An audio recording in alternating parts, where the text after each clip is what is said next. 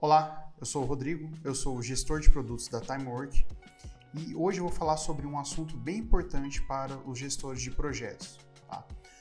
A gente entende que nem todo gestor de projeto é uma pessoa de hard skill extremamente elevada, né? Mas é importante que o gestor de projeto entenda de todas as possibilidades que já são uma realidade dentre a maioria dos softwares. Então, a gente vai estar falando sobre troca de informação entre softwares. Como que a gente faz essa troca de informação? Como é que funciona? Quais são as pessoas que podem fazer determinados tipos de troca e etc. Tá? Então, a gente escreveu sobre isso, né? A gente tem um artigo nosso no LinkedIn e a gente vai estar aqui evoluindo um pouco essa conversa.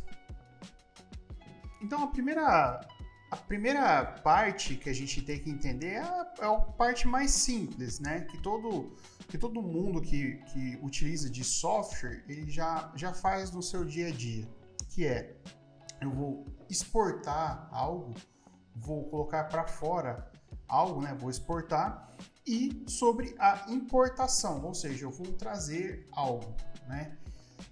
Tendo em vista essas duas questões, a gente precisa entender sobre padronização. Por quê?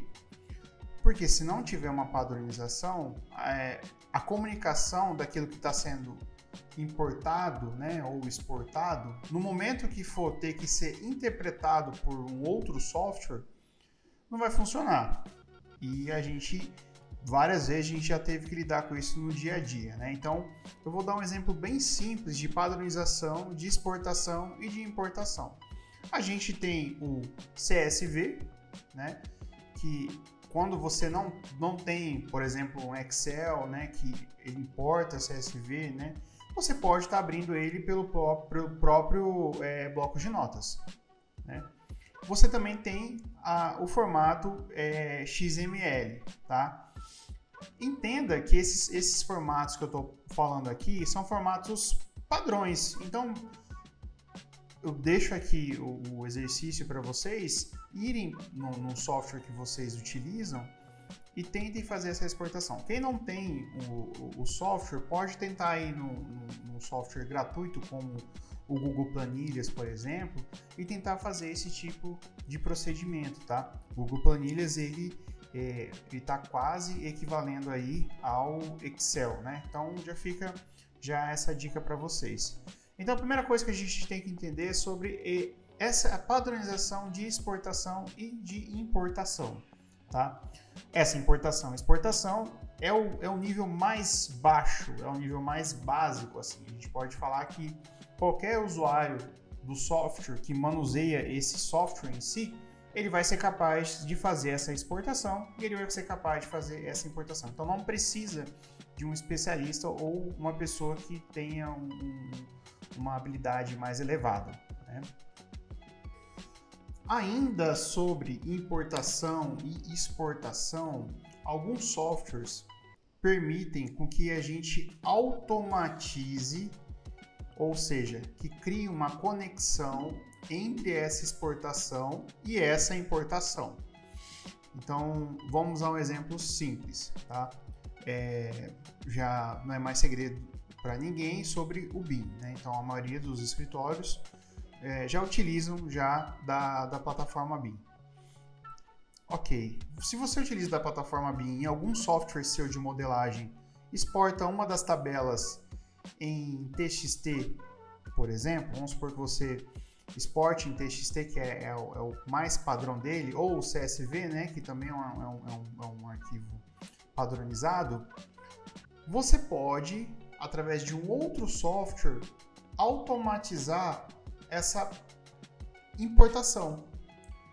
O que eu estou querendo dizer com isso? Você não precisa, toda vez que alguma pessoa do seu escritório for fazer uma alteração, essa alteração eu ter que ir lá e pegar ela. Não, eu posso muito bem falar para esse software que tem esse tipo de conexão, falar assim, periodicamente, a cada tanto minuto, você vai lá e pega, você vai lá e pega.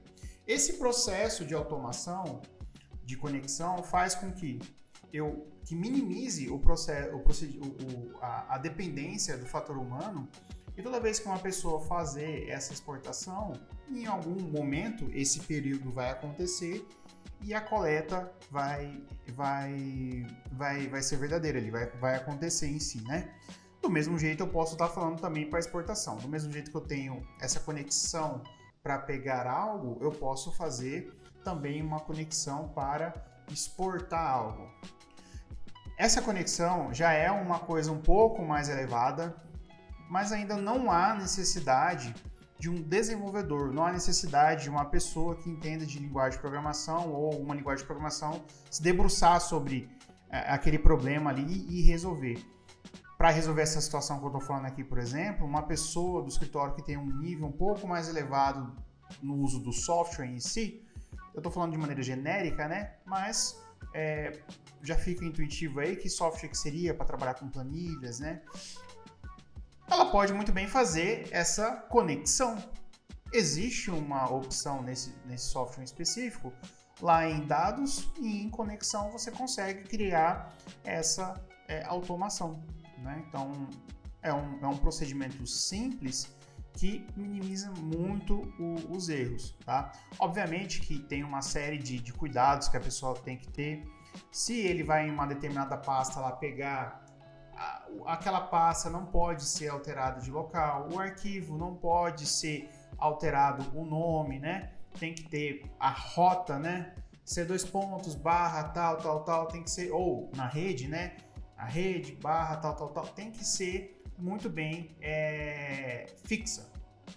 E aí, essa automação, ela vai sim funcionar, tá? Eu tô falando de algo que, se vocês trabalham em algum escritório, provavelmente algum membro da equipe tem essa aptidão para estar fazendo esse tipo de coisa, tá? Não é algo, assim, fora do comum. É um nível mais elevado, mas ainda não precisa de programador. E agora, eu vou estar falando em um nível, sim, mais elevado, tá? Para fazer a comunicação entre softwares para esse nível, a gente já está falando aí de pessoas que entendam já de uma linguagem de programação, que tem uma certa aptidão para estar trabalhando com esse tipo de questão, tá? Algumas vezes o software já deixa pronto esse tipo de protocolo, né? E aí os programadores, os desenvolvedores vão lá e executam aquilo que eles precisam dentro desse protocolo, tá? Então a gente tem aí, por exemplo, né? Vamos colocar aqui alguns exemplos para vocês. O webhook, por exemplo, né? Então o webhook geralmente ele é colocado aonde, né? Você tem ali chamados automáticos, né? Que você tem ali uma troca de informação, tá? Que funciona bem parecido com o caso que eu falei anteriormente, né? Só que ele já é uma coisa mais arruda, digamos assim, né? Uma coisa mais estruturada, né? Aí você tem já as APIs, né? Então as APIs aí em si, a gente já está falando de um método, né? De uma interface de comunicação entre programas, né? Já mais usual.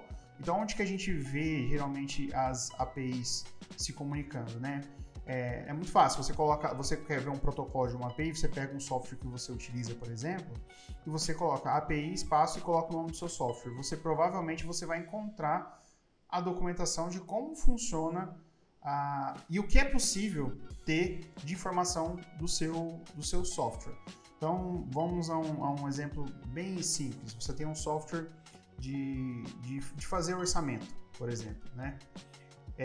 Você quer coletar algumas informações, você quer se comunicar com ele. Então, você pode fazer essa consulta e você vai ver tudo que é possível se extrair se existir uma API já feita por ele. Então, a API a gente pode dizer que seria um lado da ponta já pronta para você conectar e aí a automação já funcionar. É um nível alto já nessa questão aí, tá?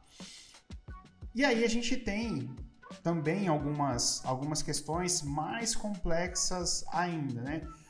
Tanto a questão do webhook, tanto a questão da API, existem padrões, mas por mais que não seja indicado, até mesmo os próprios desenvolvedores não gostam disso, às vezes acontece de algum software ter uma padronização, ter um método que não é o usual. Então você teria que fazer um tradutor, digamos assim, de um lado para o outro, tá? Então você pode ter um software que ele é um software-chave, mas ele não tem ali um